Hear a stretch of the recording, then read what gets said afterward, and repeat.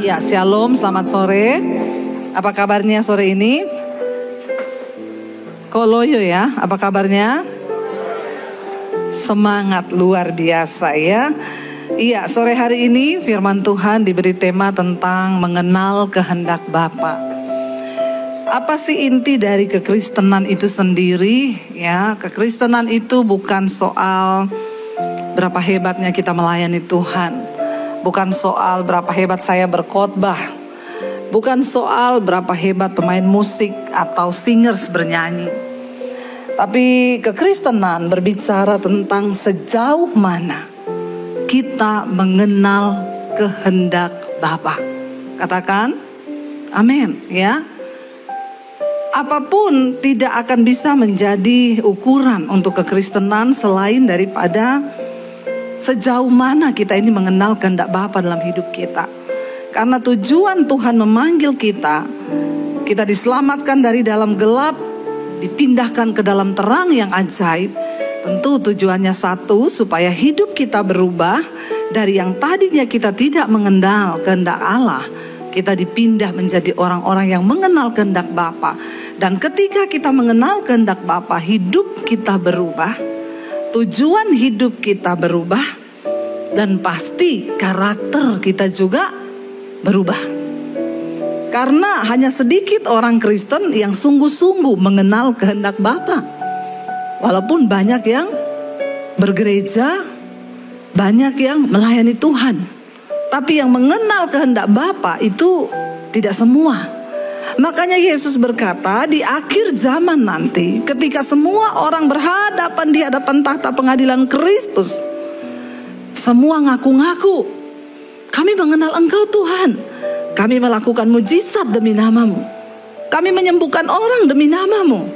Tapi Tuhan bilang, aku tidak mengenal Engkau. Lalu Dia akan berkata begini, marilah padaku, hai kamu sekalian yang melakukan kehendak Bapa. Jadi tolak ukur dari kekristenan adalah kita ini sampai di satu titik kita mengenal kehendak Tuhan dalam hidup kita. Kita akan baca bersama apa kehendak Tuhan dalam hidup kita. Mari kita buka Injil Markus pasal yang pertama. Kita baca mulai dari ayat yang ke-16 ya. Firman Tuhan, Injil Markus pasal yang pertama, ayat yang ke-16 sampai dengan ayat yang ke-20 kita akan baca bersama. Judulnya, Yesus memanggil murid-murid yang pertama. Baca 1, 2, 3. Ketika Yesus sedang berjalan menyusur danau Galilea, Ia melihat Simon dan Andreas, saudaranya. Ya, saudara Simon ya. Mereka sedang menebarkan jala di danau sebab mereka penjala ikan. Ayat 17. Yesus berkata kepada mereka, mari ikutlah aku. Maka dan kamu akan kujadikan penjala manusia. Ayat 18. Lalu mereka pun segera meninggalkan jalannya dan mengikuti Dia. Ayat 19. Dan setelah Yesus meneruskan perjalanannya sedikit lagi, dilihatnya Yakobus anak Zebedeus dan Yohanes saudaranya sedang membereskan jala di dalam perahu. Yesus segera memanggil mereka, dan mereka apa? Meninggalkan ayahnya Zebedeus di dalam perahu bersama orang-orang upahannya, lalu mengikuti Dia. Bapak Ibu ya, apa kehendak Tuhan yang pertama dalam kehidupan setiap kita? Dikatakan di sana, kita semua terpanggil menjadi murid Kristus. Saudara terpanggil bukan hanya menjadi jemaat, tetapi kita terpanggil untuk menjadi murid. Dan yang namanya murid itu pasti sangat identik, sangat dekat dengan yang namanya belajar. Sebagai murid Kristus, apa yang kita belajar? Tentu adalah firman Tuhan. Kita nggak bisa berkata kita orang Kristen atau murid Kristus kalau kita nih nggak pernah belajar firman Tuhan. Tidak peduli siapapun saudara. Saudara orang kaya, saudara pemilik perusahaan kah, saudara karyawan kah, saudara buruh kah, saudara mahasiswa kah, saudara ibu rumah tangga kah, siapapun kita, semua kita terpanggil untuk menjadi murid. Dan yang namanya murid, kita wajib untuk belajar. Banyak loh orang Kristen udah tua, rambutnya putih, firman Tuhan gak ngerti.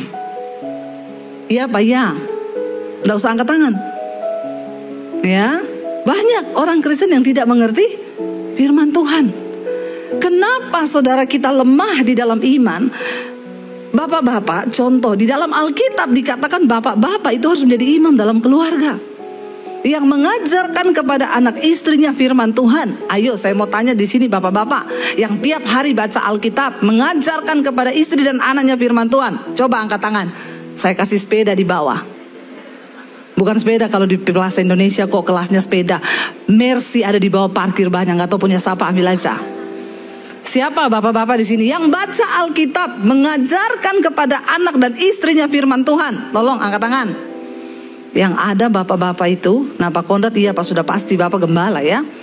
Yang ada bapak-bapak itu, kalau disuruh doa perhatikan, di perkumpulan keluarga, dimanapun ya, kalau disuruh doa bapak-bapak berdoa, pasti dia jawil istrinya. Shh, shh. Iya enggak bapak-bapak? Ya, enggak usah angkat tangan, saya tahu. Bapak-bapak ya, kita ini semua loh, ini urusan keselamatan loh. Kita ini dipanggil menjadi orang Kristen, bukan hanya saudara datang duduk di gereja, ya bikin panas kursi gereja terus pulang gak ada perubahan apa-apa. Kita dipanggil menjadi murid. Yang namanya murid itu harus belajar firman Tuhan. Untuk apa kita belajar firman Tuhan? Supaya kita mengerti kehendak Allah. Bagaimana kita bisa mengerti kehendak Allah kalau kita gak pernah tahu isi hatinya? Amin. Kita dengan suami istri aja mau tahu kehendak suamimu, ya itu kita perlu pengenalan yang lama. Iya nggak ibu-ibu? Kok nggak ada amin ya? Atau ibu-ibu di sini pada nggak ngerti ya kehendak suaminya? Atau bapak-bapak untuk mengerti kehendak istrimu, engkau perlu mengenal istrimu. Iya nggak? Haleluya ya. Iya, untuk mengerti kita perlu pengenalan. Ada yang bilang istri itu ibarat kitab suci. Ya, kalau kau buang, kualat. Tapi semakin kau pelajari, semakin kau pusing. Hanya bapak-bapak yang mengerti ini. Tapi tidak saudara, ya kalau kita membaca, ada bapak-bapak yang bilang sama saya gitu, Bu, istri itu kan seperti kitab suci, dibuang kualat, dipelajari, makin bingung kita. Saya bilang itu karena kau mempelajarinya tanpa mengundang Roh Kudus. Dia bilang, oh iya betul juga ya ibu ya. Iya, ya kalau kau mengundang Roh Kudus, kau nggak bingung baca Alkitab. Pasti kau baca dengan kemampuanmu sendiri, makanya kau bingung. Jadi bapak-bapak, untuk memahami istrimu, kau perlu minta Roh Kudus. Begitu juga ibu-ibu. Untuk memahami pasangan kita saja itu tidak mudah, apalagi memahami Tuhan. Padahal Bapak Ibu, kita ini akan berbahagia kalau kita bisa mengetahui kehendak Bapa dalam hidup kita, supaya kita gak salah melangkah. Saya kasih contoh. Saya ini banyak hamba Tuhan, pendeta yang ngomong, Bu, udah waktunya Ibu buka gereja. Ya, kira-kira menurut Bapak Ibu, saya ini buka gereja bisa gak? Jujur, menurut Bapak Ibu bisa gak? Coba tolong ekspresi sedikit ya. Saya ini sudah berkhotbah berkeringat loh, di sini panas nih, lampu sorot loh. Saudara itu duduk tanpa ekspresi, nggak tahu ini mengerti atau tidak, atau bayangannya lagi abis ini makan apa, lapar. Ya, ini ada orang apa kagak sih di sini? Ya, tolong ekspresi sedikit, saudara, responsif ya. Jawab kalau saya tanya, supaya di sini saya berkhotbah itu tidak sia-sia. Kalau saudara tidak perhatikan, ngapain saya berkhotbah keringetan di sini, saudara ya? Ayolah kita bersemangat, amin. Saya ini bersemangat loh, saya ini sudah khotbah yang ketiga loh ini. Ya Bapak Ibu cuma dengar lagi. Kok kayak zombie ya? Ya Bapak Ibu, saya mau tanya kira-kira, saya ini sengaja bertanya begini supaya Bapak Ibu itu responsif. Saya tahu, oh Anda itu menyimak. Ya, karena kalau saya berkhotbah orang nggak menyimak buat apa gitu ya? Pikirannya, abis ini makan apa ya? Wah, iya saya jadi ngomong sia-sia. Kira-kira menurut Bapak Ibu, saya ini kalau buka gereja, bisa nggak saya buka gereja? Gitu dong, semangat saya ya. Kita bisa khotbah 3 jam kalau begini ya. Lalu banyak yang berkata, Bu, Ibu sudah cocok buka gereja. Bukalah Bu, pasti banyak jemaat. Saya bilang, saya ini juga sudah dapat WA banyak. Bu, Ibu kapan buka gereja Bu? Saya itu mau bergereja tempatnya Ibu kalau Ibu ada gereja. Beberapa hamba Tuhan juga senior ngomong, Bu, sudah waktunya loh Bu, nanti saya dukung. Tapi saya selalu berkata, maaf, saya tidak mau mendengar ya apa yang datang dari manusia. Saya mau biar kehendak Bapa yang jadi dalam pelayanan saya. Puji Tuhan, lampunya agak dikecilin ya. Aduh, haleluya saudara ya, lighting itu panas loh. Apalagi lihat muka saudara tanpa ekspresi, tambah panas saya. Saudara, saya bilang, maaf Pak, saya itu bukan mau berjalan dengan kemampuan saya. Karena bagi saya melakukan sesuatu yang bukan kehendak Bapa, itu percuma. Saya juga gak dapatkan perkenanan Tuhan. Kalau Tuhan gak berkenan saya buka gereja, ya saya tidak akan melakukan itu. Kalau itu bukan kehendak Tuhan. Lalu saya tuh bergumul Bapak Ibu. Sebagai hamba Tuhan kan kita ini harus bergumul kan. Harus bergumul. Apa yang Tuhan mau dengan pelayanan saya? Saya berdoa, Tuhan ini mau bawa kemana saya? Setelah pandemi itu, saya jujur saya agak bingung saudara. Mau kemana nih saya bawa pelayanan saya? Saya bergumul, Tuhan, apa yang kau mau Tuhan? Kalau kau suruh buka gereja ya aku buka. Ini sudah banyak yang mendukung. Tapi kalau tidak ya apa yang Tuhan kehendaki saya mau lakukan. Tiba-tiba, yaitu saya dapat firman Tuhan. Karena Tuhan berbicara lewat firman-Nya kan. Ya Tuhan berkata begini. Yesus berkata, tuaian memang banyak, tetapi penuai itu sedikit. Karena itu berdoa kepada Bapa supaya Tuhan tuh kirim penuai. Lalu saya tangkap visi itu, Tuhan itu ngomong kamu harus mempersiapkan penuai di akhir zaman. Tuhan bagaimana caranya? Ya kamu buka sekolah. Nggak usah lama-lama, sekolah misi Alkitab yang hanya 6 bulan. Persiapkan. Siapa yang menjadi penuai? Didik mereka, latih mereka supaya mereka kembali ke desanya, mereka bekerja dan membuka ya kehendak Bapa di sana, yaitu membangun kerajaan Allah. Beritakan Injil. Saudara, Yesus berkata, tanda-tanda akhir zaman sebelum kedatangan Tuhan itu akan terjadi lebih dahulu. Perang, bangsa bangkit melawan bangsa. Penyakit sampar yang mengamuk, akan banyak orang mati karena kena penyakit. Krisis yang akan melanda dunia. Itu tanda-tanda akhir zaman. Tapi Yesus berkata, semua itu belum kesudahannya. Sampai satu hal ini Tuhan bilang, kalau Injil kerajaan Allah ini sudah diberitakan sampai ke seluruh bumi, barulah tiba kesudahan zaman. Itu tanda yang Yesus bilang cukup, ya sangat tajam. Dia bilang, kalau Injil kerajaan Allah ini sudah diberitakan sampai ke ujung bumi, barulah tiba kesudahan zaman. Kenapa Injil harus diberitakan ke seluruh bumi? Tuhan memberikan kesempatan bagi manusia untuk bertobat, menerima kabar baik itu, supaya orang boleh memilih untuk diselamatkan atau tidak. Saudara, dengan adanya media sosial hari ini, kita lihat Injil tembus. Saya tuh pelayanan masuk ke desa-desa. Kemarin kita ke Morowali.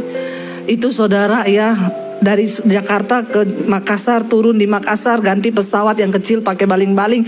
Kita masuk ke Morowali, jalan 4 jam. Sampai di daerah itu mau KKR, masuk lagi 1,5 jam. Di hutan-hutan, tidak ada lampu, pohon semua. Saya bilang sama suami saya, ini masih Indonesia ya. Itu hutan-hutan bener. Kalau nggak ketemu setan, ketemu harimau. Itu benar-benar. Tapi yang mengherankan di sana, ketika masuk KKR di lapangan, saudara, saya turun dari mobil semua, Bu Debi, mereka tahu saya bilang, kok tahu? Kan kita dengar ibu di YouTube. Itu daerah di tengah hutan, tapi ada internet masuk, YouTube masuk, dan mereka mendengar tentang Injil. Ini tanda-tanda akhir zaman. Kita persiapkan diri, Bapak Ibu. Saya ngomong serius. Lalu saudara, saya berdoa, Tuhan bilang siapkan para penuai. Kamu buka sekolah misi. Tuhan, aku bangun sekolah misi. Aku ini siapa? Saya gak punya uang, saya bukan orang pinter, saya gak punya titel STH, MTH. Tuhan tuh bilang, aku gak cari orang pinter, aku gak cari orang kaya. Aku cari orang yang punya iman. Cepat bergerak.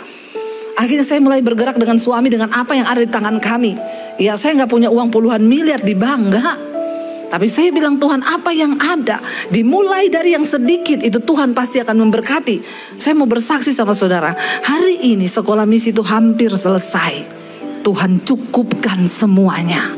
Saya nggak pernah edarin proposal, saya nggak pernah ngomong sama Pak Konrad, Pak, ini ada proposal pembangunan sekolah misi, Bapak mau sumbang piro. Tuhan yang kita sembah, Tuhan yang ajaib, yang mencukupkan semua yang kita butuhkan bagi proyek kerajaannya. Nggak ada tepuk tangan lagi. Kasihan deh lu. Ya, Bapak Ibu, ya akhirnya saya memberi diri. Ya, dan akhirnya tadinya kita rencana mau peresmian bulan Agustus ini, tapi kayaknya belum bisa. Masih ada beberapa yang belum selesai. Lalu saya kemarin pelayanan 2 minggu keliling ke Jawa Tengah. Kami pergi ke daerah Cuntel di atas gunung, dekat Gunung Semeru itu ya. Kita duduk, itu sudah sejajar dengan gunung. Naik tinggi sampai ke utan-utan, ya pokoknya masuklah kita ke sana. Saya bilang sekalian kita pergi ke sana, kita cari siapa tahu ada orang yang mau jadi anak murid di sekolah misi. Ya, Yesus enak, ketemu sama penjala ikan, ikut aku. Langsung ditinggal jalannya, ditinggal perahunya, ikut Yesus. Saya keliling, nggak ada yang mau ikut. Ketawa situ ya. Kasihan deh lu. Saudara tahu, cari orang yang mau jadi hamba Tuhan sekarang susah, nggak ada yang mau. Makanya saudara pikir gampang jadi hamba Tuhan. Kalau bukan panggilan, berat, nggak bisa. Saya keliling sampai di sana dijamu makan ya sama jemaat mesbah doa. Ibu, ya saya dimasakin sayur lodeh, ikan asin, makan di atas gunung. Wah, nikmat mana lagi yang kau dustai. Indah banget, enak banget tuh sayur lodeh di atas gunung. Saya bilang, Bu, Ibu punya ponaan atau siapa aja yang mau jadi hamba Tuhan? Dulu ada Bu ponaan saya, sudah sekolah, STH, pulang ke sini, balik jadi security jaga pos. Nggak gampang. Saya bilang, Bu, saya cari orang yang terpanggil. Jangan orang yang hanya mau. Ya, saya buka pendaftaran. Banyak yang telepon. Bu Dewi, Bu, saya mau daftar jadi anak sekolah misi. Bapak umur berapa? 70. Nggak usah, Pak. Bapak napas aja udah susah. Tapi saya rindu. Simpan rindumu, Pak. Sudah telat. Tapi untuk menjadi penjala manusia tidak telat.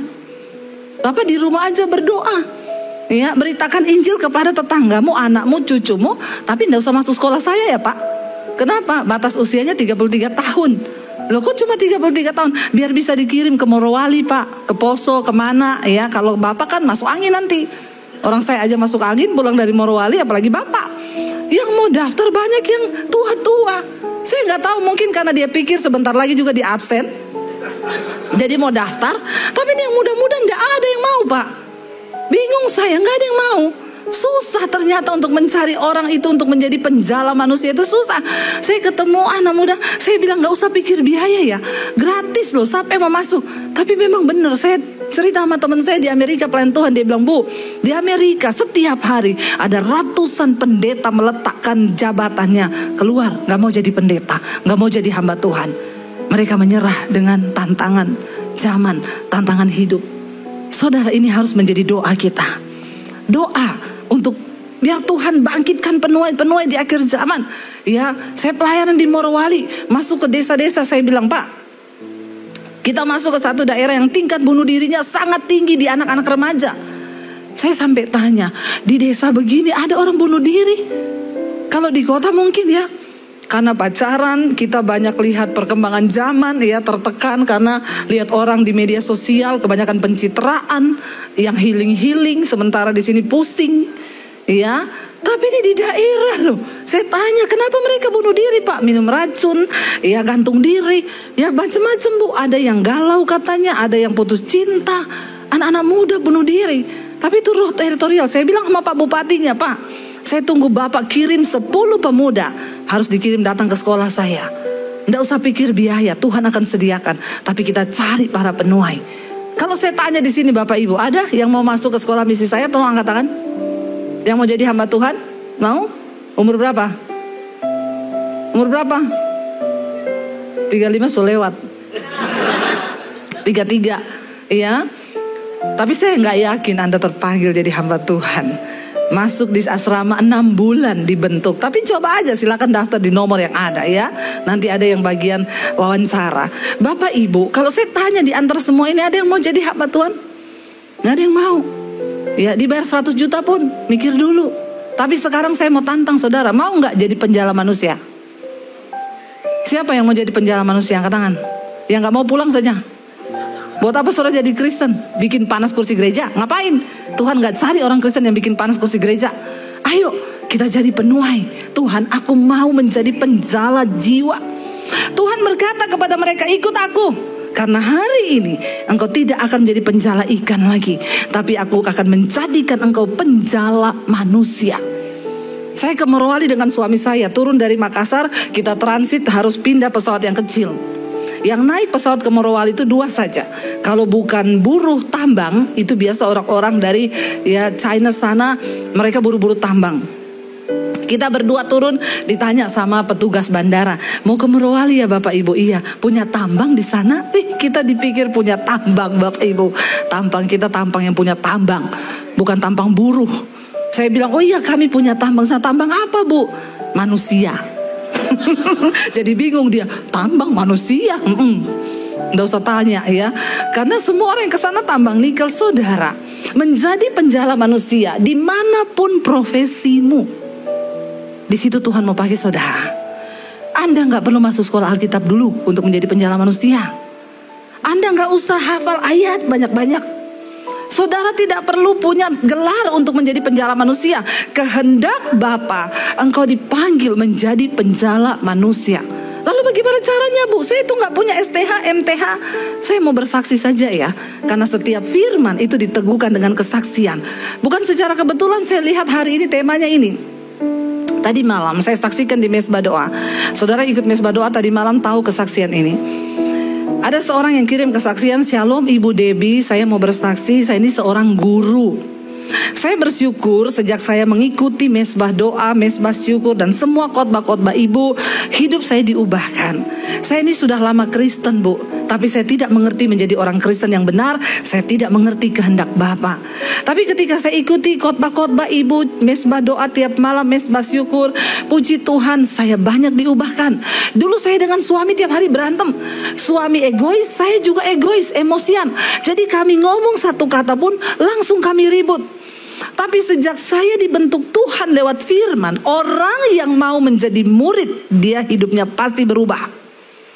Ya, kalau saudara tidak berubah hidupmu, berarti Anda bukan murid.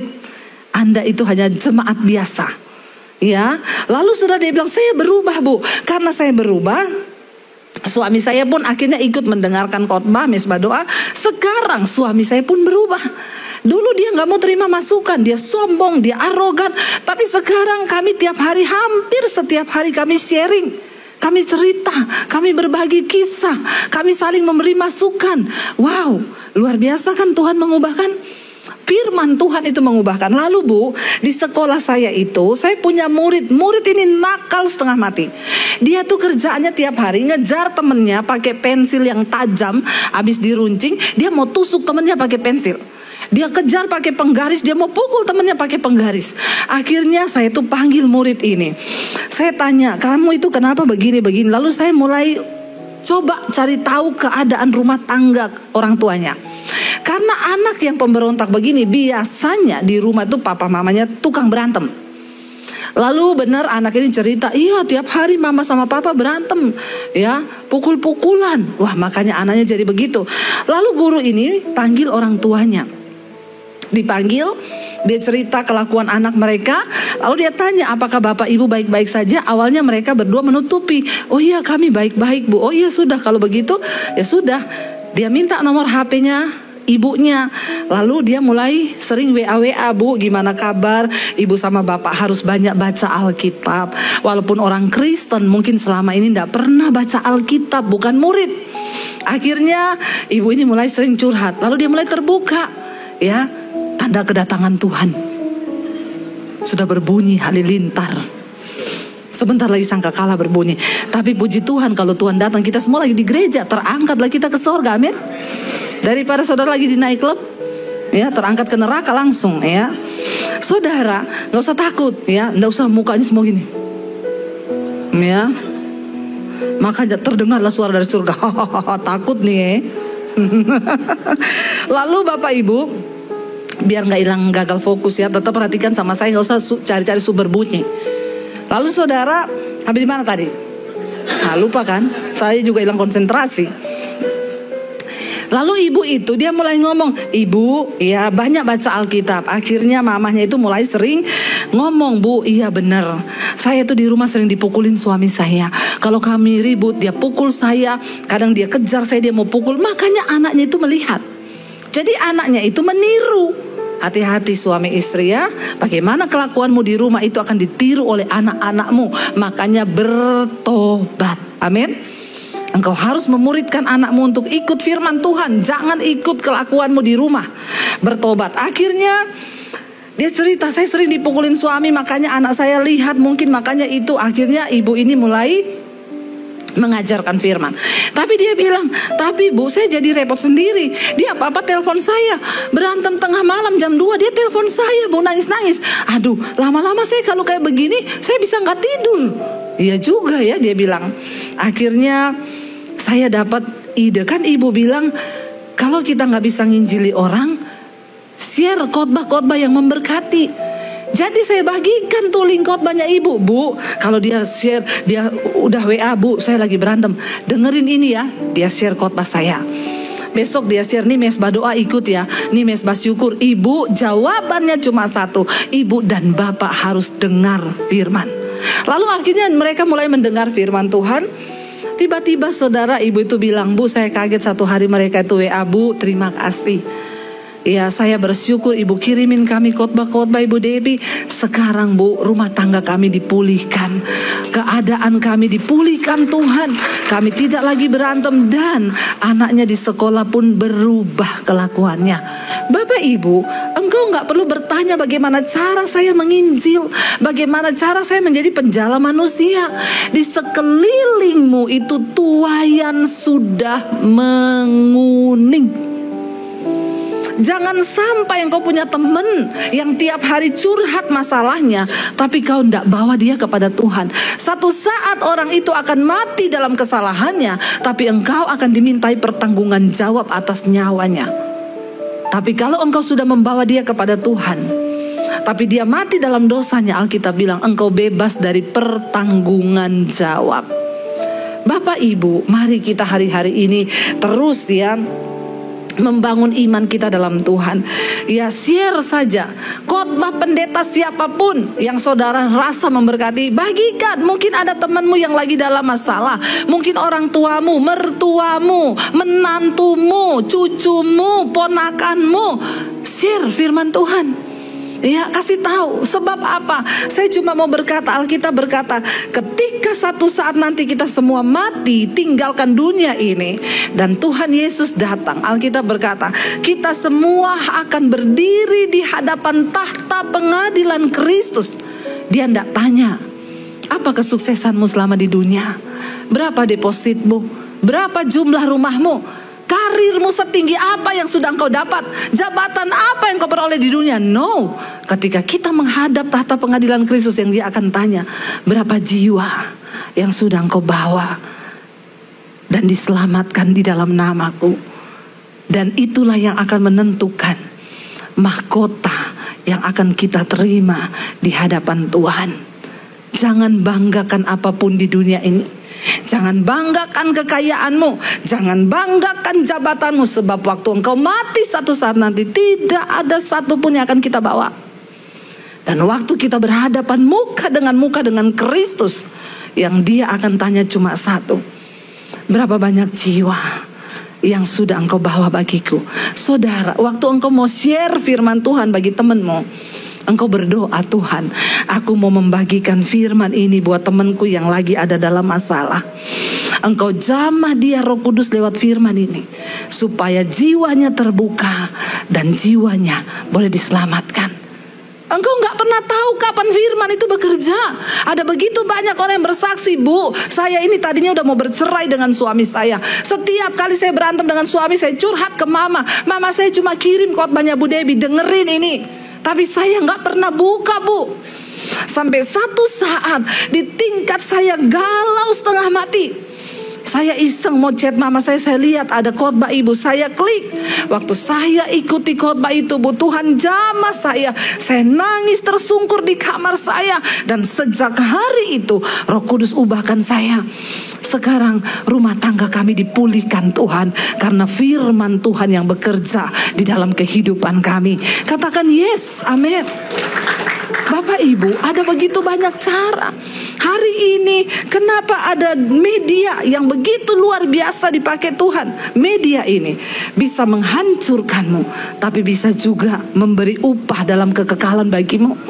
Untuk apa engkau pakai media setiap hari? Apakah untuk memberitakan firman? Untuk engkau menyampaikan kabar baik? Ingat, kita sudah ada di akhir zaman, karena dengan adanya media sosial ini di kutub utara, dimanapun yang dulunya tidak bisa ditembusi oleh penginjil-penginjil, sekarang Injil masuk lewat media sosial. Ada internet, di situ ada khotbah. Ada internet, bahkan beberapa kota yang bilang, Bu, kami di tempat kami belum ada internet. Tapi saya kalau ke kota, Bu, saya download semua khotbah-khotbah ibu tuh. Saya download, saya kesempatan di kota. Waktu pulang ke rumah, saya dengerin satu-satu di rumah. Tidak ada lagi, saudara, yang bisa menghalangi Injil Kerajaan Allah diberitakan. Hari ini bahkan saya mendengar banyak orang yang bukan Kristen, mereka mulai membuka hati. Mereka mulai mendengarkan firman Tuhan. Ayo, jangan sampai kita terlambat. Apa kebanggaanmu ketika engkau menghadap Tuhan satu saat nanti? Kita semua akan mati. Ya, kemarin saya baru ngomong-ngomong sama anak saya di mobil, sama suami. Saya bilang sama anak-anak saya, Dek, apa arti hidup kalian? Kalian udah harus mikir mulai dari sekarang. Saya bilang, satu saat Mami akan mati, Papi akan mati. Anak saya bilang, ih, Mami ini ngapain ngomong gitu? Ini kenyataan. Kamu jangan ngomong tidak. Dan kita sudah harus mempersiapkan hidup kita dari sekarang. Saya melihat begitu banyak orang yang hidup dengan sombong, santai, gak pernah mikir hari mati. Mereka bahkan tidak pernah mempersiapkan generasinya untuk kita nih semua akan mati. Saya bilang sama anak saya, lah kamu bilang, ih Mami ini, Mami bisa mati nanti malam, besok pagi. Semakin kesini, semakin hari saya ini setiap kali tidur berbaring, saya bilang, Tuhan, kira-kira kapan engkau akan panggil aku tuh mati? Dan ketika aku mati, apa yang sudah aku bawa bagimu? Saya gak mau membawa tangan hampa di hadapanmu, Tuhan. Tapi kalau Tuhan masih beri aku kesempatan hidup, aku mau bekerja. Beri aku kesehatan, saya tidak akan lelah, Tuhan. Saya akan bekerja. Itu yang saya renungkan hari-hari ini, Bapak Ibu. Di tempat tidur, mau tidur malam, saya bangun pagi, saya bilang, Tuhan terima kasih, saya masih menghirup napas, saya masih hidup. Betapa banyak orang yang tidak pernah memikirkan akan hari kematiannya. Dan pengkhotbah berkata, Tuhan membuat mereka sibuk dengan kesenangannya, dan mereka lupa akan hari kematiannya. Hati-hati Bapak Ibu, saya harus menjadi sandaranmu. Jangan pernah andalkan orang tua. Jangan pernah andalkan kekayaan orang tuamu sekaya apapun dia. Persiapkan hari matimu, saudara. Kalau kita mati besok, apa yang sudah kita bawa bagi Tuhan? Jangan sombong, anak-anak muda. Jangan engkau hanya berpikir mengejar karir dan engkau melupakan Tuhan di masa mudamu. Alkitab berkata, hai anak muda, ikutilah keinginan hatimu di masa mudamu, tapi ingat bahwa karena semua hal itu Allah akan membawa engkau ke pengadilan. Semua yang ada dalam hidup kita akan kita pertanggungjawabkan. Dan ketika kita mati satu saat nanti, Tuhan cuma tanya, apa yang kau bawa? Apa yang ada di tanganmu? Ya, semuanya adalah milik Tuhan. Gak ada yang kita punya. Harta itu milik Tuhan, nyawa pun ini milik Tuhan. Tapi mari kita persembahkan hidup di hadapan Tuhan, yang kita mau bilang, Tuhan, kami mau Engkau pakai kami Tuhan menjadi alat di tangan-Mu. Saya undang para imam musik maju ke depan. Bapak Ibu, biar kita mau berkata, Tuhan, kami mau mengikuti Yesus. Kami mau tanggalkan segala keakuan kami. Karena itulah yang menyenangkan. Itu yang menjadi kekuatan bagi kami. Mengiring Yesus sepanjang umur hidup kami. Pakai kami Tuhan menjadi penjala-penjala manusia. Bangkit berdiri bersama saudara.